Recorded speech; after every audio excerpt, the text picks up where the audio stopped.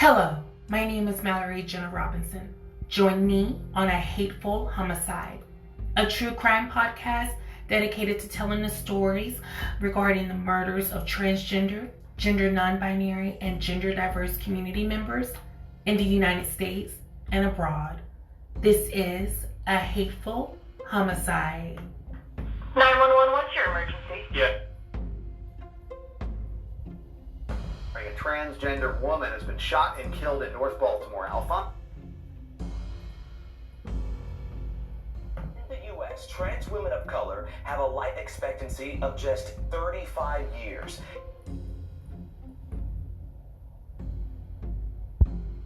This happens on a daily. Another one of my friends got killed right up the street from here. These cases are true. The victims are real, and their voices matter. This is A Hateful Homicide.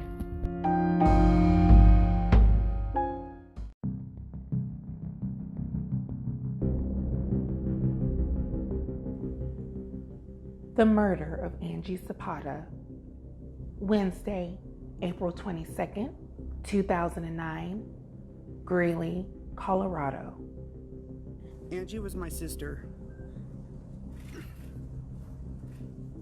She was a member of our family. We loved her very much, and we will miss her every day.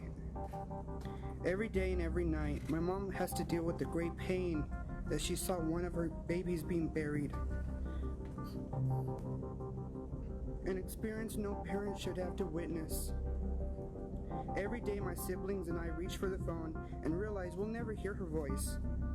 There are times we call and try to get her advice and realize there's no answer anymore. A part of our family is missing, stolen from us. Angie was 18. Her life was just beginning. Angie was brave. She had guts, had courage, and was beautiful, was fun, and loving. She was our little sister. Throughout the past week and a half, we have watched as our sister Angie was lied about in this court. We watched angrily as defense presented an image of my sister that wasn't true. Their strategy, and make no mistake about it, it was bullying, tearing down my sister to make a monster look a bit better. It will not work. We want to make things clear. Angie was our sister, an aunt, and a daughter. Life was sometimes difficult for her. We learned along with her to understand that she was born a girl with a body that was wrong for her. We know Angie was one thing above all else, honest.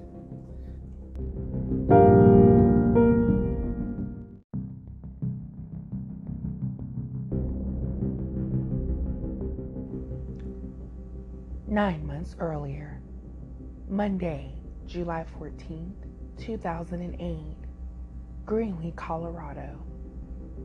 18-year-old transgender teenager Angie Zapata, who is beloved by her family and her community, goes off.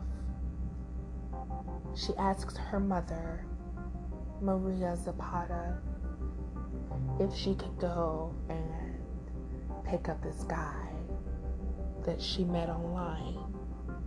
She met him on a website called Mogul Space. It was kind of similar to MySpace. It was a social media networking website, but it definitely was one where early adults, young adults, and individuals in their early 30s could all kind of meet up and hang out. And so she's on this website. She meets this individual, a 31-year-old by the name of Allen Andrade. He's a Latino, cisgender male. And the two hit it off, and with permission from her mother, Angie uses Maria's car to go from Greenley, Colorado to Thornton, Colorado. That is the last time that Angie Zapata is seen alive. We know as we delve into this case that she was alive on the 15th based on Allen Andrade's testimony. Allen Andrade was ultimately convicted, or at least arrested, 2 weeks after the murder. So between July 14th, the day that she left of 2008, that Monday, and between that Thursday, July 17th of 2008, somewhere in between that timeline, it's hard to narrow down exactly, but Angie Zapata was murdered. Like I said, we have an idea that most likely she was still alive on the 15th. But we know that Angie, who was the 6th of 6 children, we know that 2 of her, 4 sisters came looking for her after they couldn't get a hold of her that Thursday. Angie was supposed to babysit her niece and nephew. Angie was supposed to be watching the children. She was supposed to return the car back to her mom. And so her 2 older sisters could not locate where she was.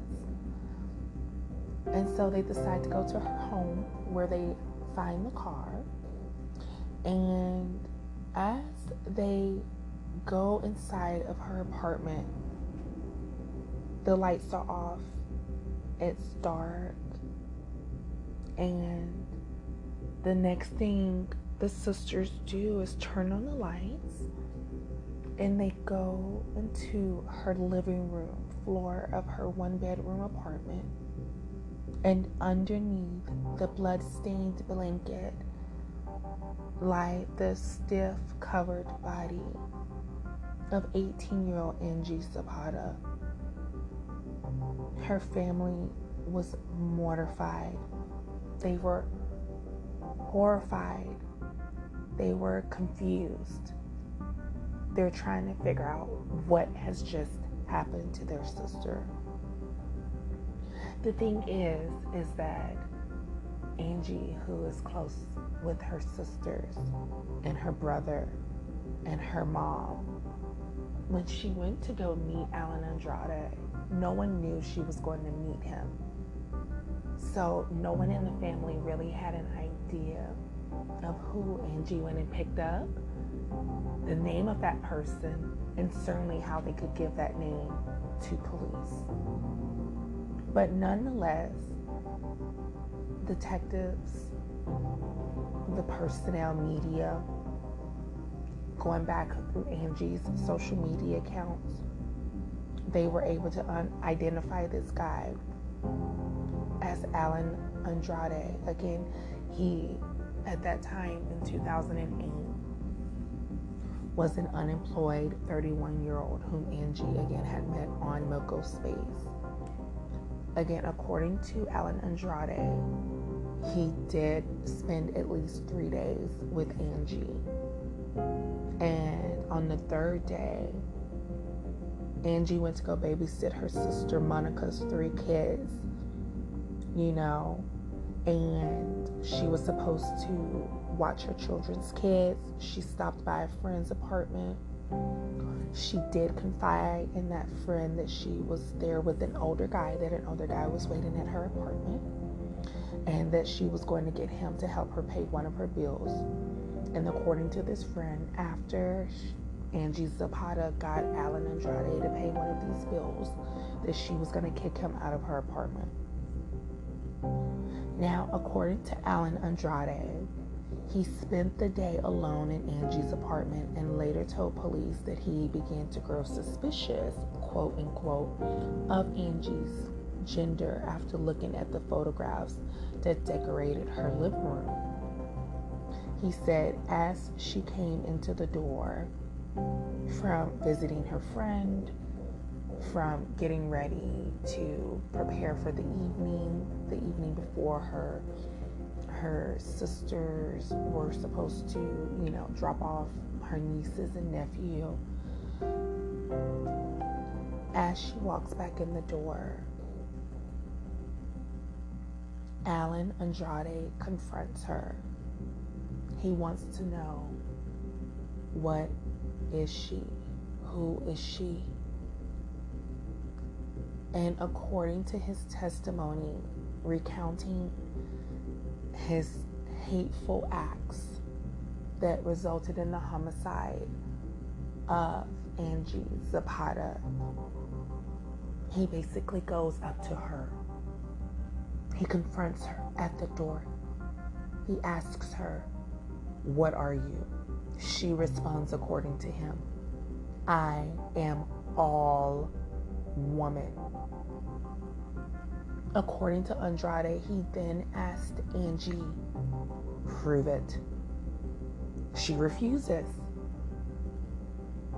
So, according to Andrade, when Angie Zapata stated that she was all woman, and when Angie Zapata refused to validate his suspicions, he snapped. Allen Andrade confessed to grabbing Angie Zapata's crotch, feeling her genitalia that identified that she was assigned male at birth.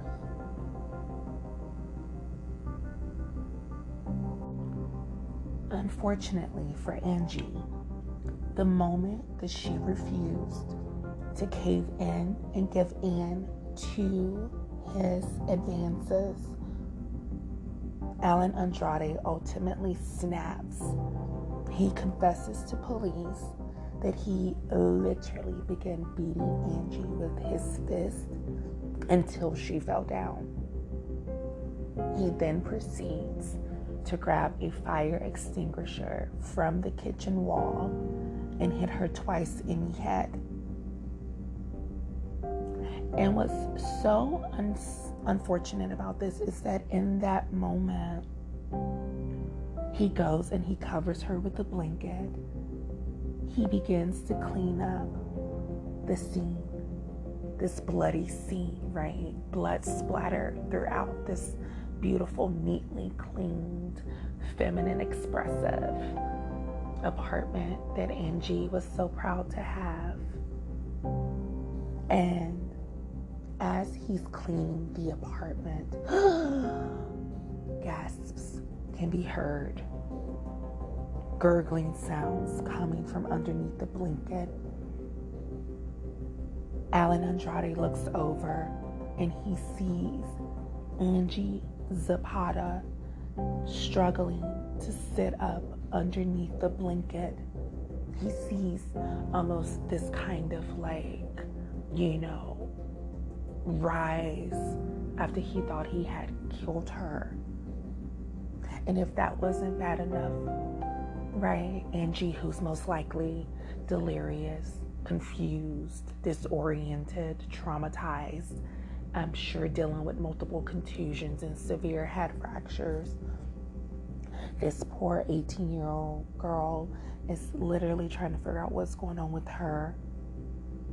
And next thing you know, Allen Andrade grabs this fire extinguisher and hits her again. This time, this would be the fatal blow. Once he realized that Angie was no longer struggling to sit up, she was no longer struggling to breathe, in that moment is when Allen Andrade decides to flee the scene. He grabs his stuff, he flees. And it's just really unfortunate when we think about this because, Angie really, like so many of the community members, so many of the cases that we cover, a lot of times is looking for love, and oftentimes in all the wrong places. And it's just really unfortunate when we think about how this has, really perpetuated this violence towards trans women in particularly. But here's the thing. 2 weeks after Allen Andrade is found guilty, 2 weeks after he's been arrested for her murder, and then he goes to trial in April of 2009, 9 months later. And after those 9 months, Angie Zapata's case became the first case in the nation of the United States to get a conviction for a hate crime involving a transgender victim. This was a huge win for our community, to know that anyone who attacked us nationally could be charged federally, could be charged as a hate and or bias incident or crime. And in this case, a crime, a hateful homicide, was committed upon Angie Zapata. As we go through these murder details, a recount, again, I want to echo that during the time between the murder occurred, we have the 14th and the 17th. And some additional things that Allen Andrade disclosed during his interview was that there was a sexual encounter between him and Angie. We do know that sexual encounter consisted of oral sex being performed on Andrade. And then we do know that Allen Andrade also had a girlfriend. So not only was he unemployed, he was on Moco Space. He did cheat on his girlfriend with Angie. We're not sure. We hardly believe that Angie was aware that Andrade had a girlfriend. But nonetheless, from what we understand, is that Allen Andrade had a fight with his girlfriend. He gets on Moco Space looking to take the edge off. He comes across this beautiful, trans Latina, Angie Zapata. Unbeknownst to him, according to him, he doesn't know that she's trans, right? We go back into this conversation like with Nyria Johnson and Amanda Malone, where we talk about this idea of men not being sure. And when that uncertainty, when that ambiguity happens, and that peak and that curiosity is increased, the state of paranoia, delirium, and all of that increases to where violence ensues. And this is exactly what happened here. When, he's in jail, he speaks to his girlfriend, and part of the jailhouse conversations entailed statements like Andrade saying he thought he had killed it, or like his girlfriend had also said in a phone conversation that she had to hang up the phone. Her phone was dying, and Allen Andrade says that's gay, and gay things must die. We do know that Allen Andrade as well, like so many of these perpetrators of violence, especially that escalate to homicides, oftentimes do not feel bad, especially in cases involving trans women where members of the community already look down upon us. So in his mind, I'm sure he felt that he was doing society a favor and that he certainly would not be charged, in a hate crime. But, fortunately for Angie's family, fortunately for the justice system in this case, it definitely allowed Angie's voice to be heard, and for all trans individuals before her, and even those who were to come after her, to be able to know that if something happens to any of us, that there is a statute of hate crime in place, and that certainly extends the sentence. So when we take a look at this case, we have to also delve back into who Angie was, right? So I want to take a moment and talk about who Angie was. So As we look at the ending of this case, we go to April 22nd, 2009. The beginning of the episode, I played a clip of Gonzalo, Zapata, the older brother of Angie, giving a statement, a family statement from the conclusion of the murder trial. So this case wrapped up very quickly. You literally had the murder happen most likely July 16th of 2008, and by April 22nd of 2009, within a 9-month span, Andrade had been arrested, charged, convicted, and sentenced. And his sentence was that he was sentenced to life in prison without the possibility of parole. This also correlates with the fact that Allen Andrade had 6 prior felony convictions, and the judge did quote stating that he was a habitual criminal. And his sentence was finally placed on Tuesday, May 8th, 2009. And this did include being charged with a hate crime, along with other theft convictions, ultimately giving him 60 extra years to his sentence. And we note, as of October 2015, a little over 5 years ago, Allen Andrade is currently serving his time at Lyman Correctional Facility. And so that is what happened in this case of our beloved Angie. She wanted to meet someone.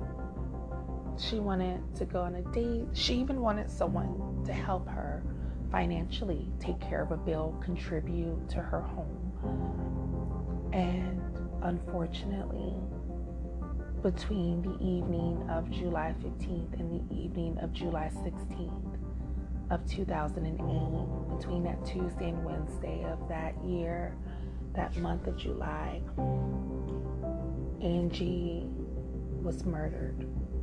And what really resonates with this case for me is that in 2008, I too was 18 years old. I too identified as trans. I too was open. I too had, graduated from high school and was getting ready to go into college. And so in this case here specifically, I identify with Angie not only because of the timing of the murder correlating with us being literally the same age, but just also the fact that you have this young 18-year-old trans individual who was just trying to live her life, who had literally tried to go to beauty school. And so to know that her life was snuffed out the way that it was by someone that she had only known for a couple of days, it was really heartbreaking at how shortly and how quickly her life ended. But I want to take a moment to talk a little bit about who Angie Zapata was. I want to talk about the victim in this case. And so Angie Zapata, was born on August 5th, 1989 in Brighton, Colorado. And her family states that from an early age that, she was always feminine, that Angie expressed an attraction to boys. Zapata disclosed to her family regarding her gender identity around the age of 16. At this time, she began to completely start her gender journey. And again, I started my gender journey as well at the age of 16. So you see the correlations and the parallels here, and it's really symbolic. Where we differ is that Angie had sisters and a brother, and I just have brothers. But nonetheless, you can see that similarities there too. And even though she was the youngest of 6 and I'm the second of 5, you still kind of sense that, like, if we would have been friends in high school, that we probably could have gotten through our gender journeys together and been a support to each other. But I'm so happy, like myself, that Angie has a supportive family. And the only thing, like a lot of our families do that are supportive, is that they just worry about our safety. And so, as you heard in that article, that statement from Gonzalo Zapata, he states how Angie is a sister, an aunt. He uses the correct pronouns for those who are listening and are family members of transgender individuals, this is the type of support that we need. We need this space. We need this support of loved ones to be able to really help us, especially in moments of despair and want to give up. And Angie certainly had her fair share of, of trauma, of drama, but at the same time, she deserved to have a long life, along with others, so many others in our community who no longer have that say. And so we see that. And, one of the things that I love is that what made her case so different than a lot of others, especially as we continue to cover more cases in this first season, is that we really take a look at how Angie's family was so supportive, which really helped. I think it also helped of the location where she was. She was in a very suburban city town of Greenley, Colorado, which was not too far from Denver.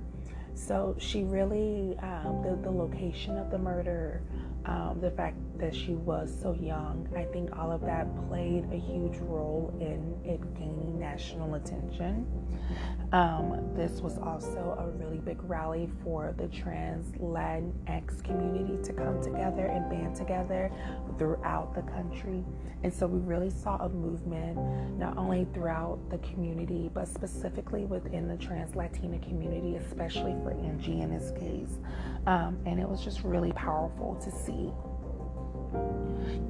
and when we sit here and we think about who Angie was and what she meant to so many people, it's really clear in this statement from Angie's older sister, Stephanie Villabalos, where she does, reference Angie in some cases as, who Angie was identified as prior to transitioning. So the statement includes Stephanie saying that her little brother never wanted to play with trucks. He wasn't interested in pretending, races. He never opened the Hot Wheels cars he got as presents.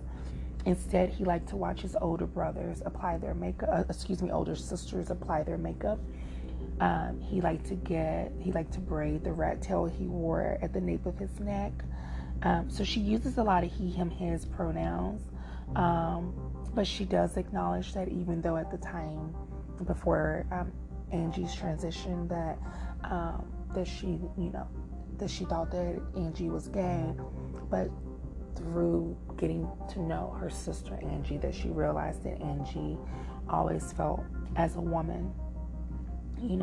She says she can recall, Angie's sister can recall Angie coming home crying, upset because kids were picking on her. Some who were seniors when she was a freshman, confused as to Angie's transition. And so, you see this heartbreak here that she dealt with at such a young age. And when you think about the impact that this has had on this family, we have the unfortunately, this Zapata family had faced some other tragedies as well. And 4 years later, from Angie's murder in 2012, one of Angie's older sisters, Monica, who was actually first on the scene and was really pivotal in getting this case well known and covered, died in a car accident in 2012. And so when you hear Gonzalo's statement in the beginning of the episode talking about their mother having to bury Angie, and then just a few years later now having to bury another child, I can only begin to imagine the pain and sorrow that the Zapata family has faced since 2008, the tragedies, and our heartfelt positive vibes and prayers and support and goes to that family. And so, it's really important to think about the impacts of murder and how it impacts the family members There have been some speculation that maybe Monica was really, sad and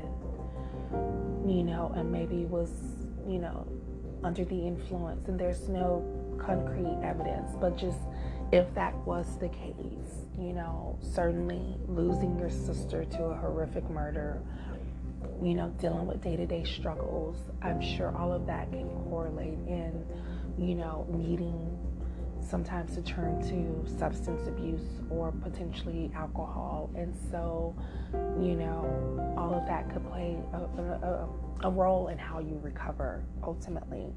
And so that's why it's really important, as we take a look at this case of Angie Zapata, that we really think about what she went through. And that's why I really wanted to take a moment to just, talk about this case and how it impacts so many others. And I also want to take a moment and just give you a statement from Angie's sister, Maria, who ultimately passed away a few years later.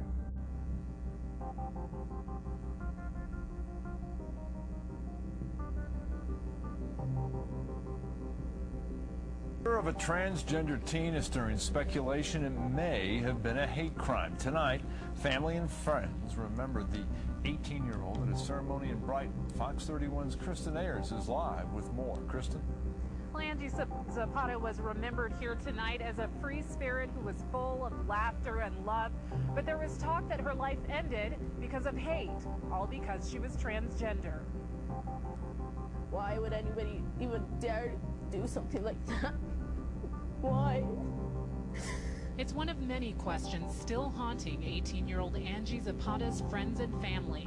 They filled a Brighton church wondering who could have beaten Angie to death in her own apartment last week, and whether it had to do with who she was. She was beautiful, and she wanted people to accept her for who she was. Angie was transgender. Born male, she identified as a woman.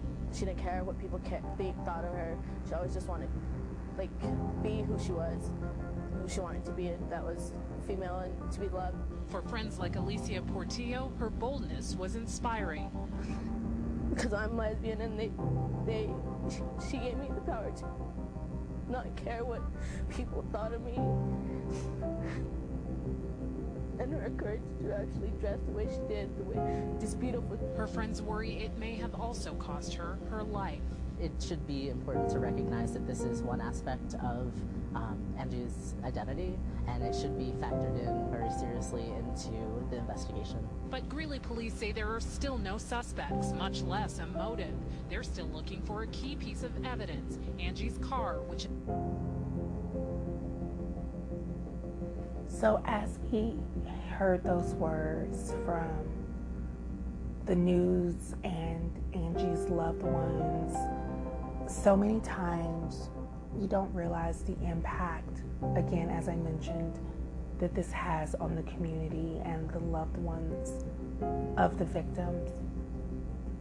And so I want you to take a moment and just really think about this young woman's life.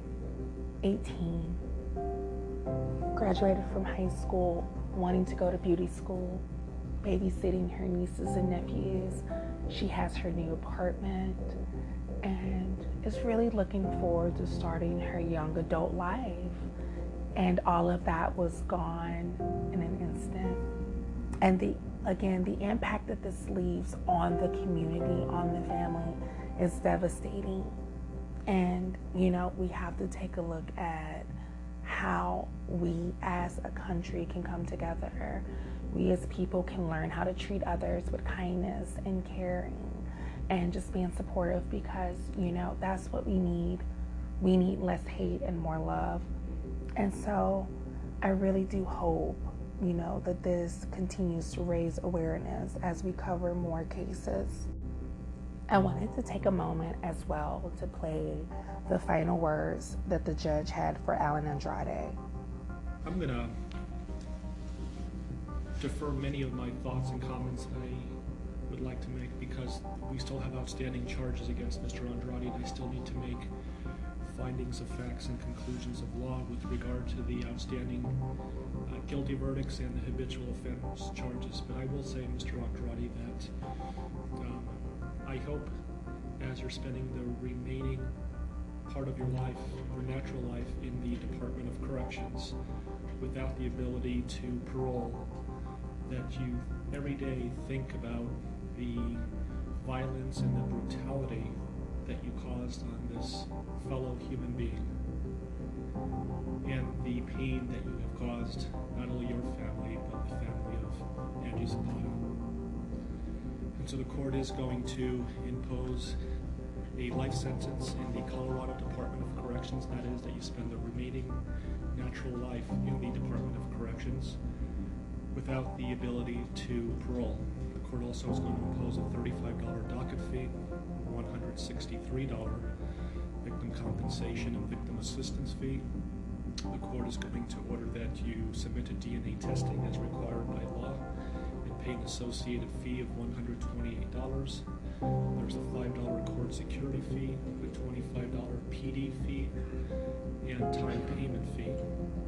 Let me also comment, I think it's important to comment on the professionalism of the attorneys in this case. I think all four attorneys were incredibly professional. I really think you do your profession a service by acting the way you did. Let me also comment that everybody in the gallery acted very appropriately, and including the media. And there's been some criticism why I allow the media in the courtroom. And in my experience, quite frankly, I didn't really notice that you were here, and that's exactly what we expect. And so thank you very much for acting professionally. So we are in recess, and we'll see you on May 8th for the habitual phase. And so, you know, in this moment, the judge is giving Allen Andrade the final sentence, right? He's ultimately telling him his fees. And if you ever have a chance to take a look at that footage, you can see the voidness in Allen Andrade's eyes. You can see this sense of like emptiness, almost like this detachment from what's happening. You see where he is literally like completely despondent to what the judge is saying. He's rubbing his head. He's like looking away, looking around. You wouldn't even think that he was at a murder trial, other than he was just, it was almost like he was having some sort of out-of-body experience. And that's the thing too, is that with things like this, you never know if perpetrators are being genuine, like if they really are out of their minds, or if they're just using that as a defense.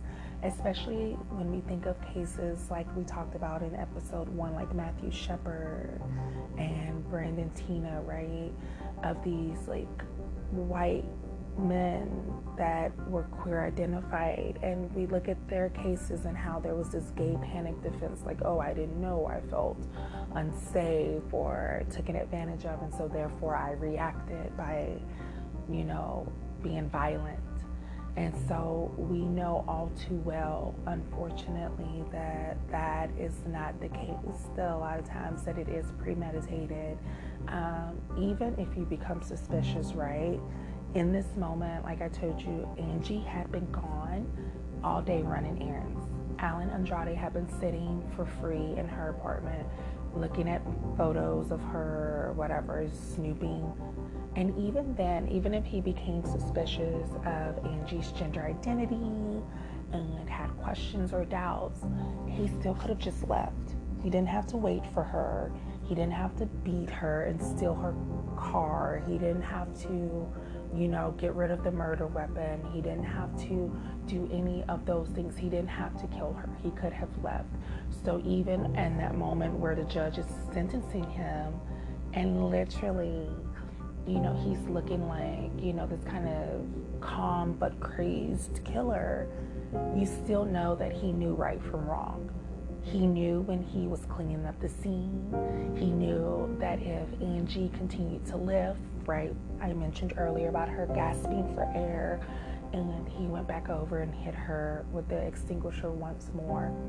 He knew by doing that, that would assure him more time to not be identified, because if she had woken up, if she had come back to you and was able to identify him, give his name, then that was going to get him caught a lot sooner. But what he wasn't prepared for was advancements in technology. He wasn't prepared for the GPS tracker on Angie's mom's car. He wasn't prepared for any of those things, ultimately leading to him being tracked, convicted, captured. You know, he confesses once he's been captured because he knows the gig is up. He goes to jail, and then even in that moment, he gets into phone conversations with his girlfriend who he cheated on with Angie, and he gets into these same conversations and mentions things like all gay things must die. This is someone who would have continued to hurt more of us, more of the community. And so I am so grateful from someone who is a trans woman who would have been the same age as Angie in 2008. I can certainly relate to all of that, and you definitely have this sense of relief that justice was served in this case. And unfortunately, as we cover other cases, there's not always justice. We're going to even take a look at some international cases. And so we'll look and kind of see how those cases as well, how they're covered, the results from them as well. And so as we prepare to conclude this case, I just really want to take a moment and just talk with each and every one of you again and just say thank you for taking the time to hear today's episode. Just to clarify, we're going to be airing episodes every Saturday beginning at 12 p.m. going forward, and I'm so excited for you to tune in. Please share a hateful homicide. Use the hashtag AHH or AH. You can also use the hashtag say AHH, say AAH. And those are the things that we want to do. I'm also working on creating a page and really just continue to gain the momentum. I just thank each and every one of you who have tuned in, and please again just continue to share the word. This is one of countless cases that we're going to continue to cover. And again, I'm just so thankful that this was the first case in the history of the United States where a perpetrator has been convicted of a hate crime and has been sentenced to life in prison without the possibility of parole.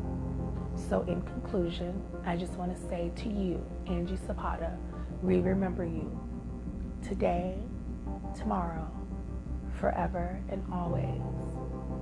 Angie Zapata, August 5th, 1989 to July 17th, 2008. Rest on, my sister. Thank you all again for joining this episode of A Hateful Homicide, and I look forward to seeing you all next Saturday at 12 as we cover our next case. Stay tuned. Thank you.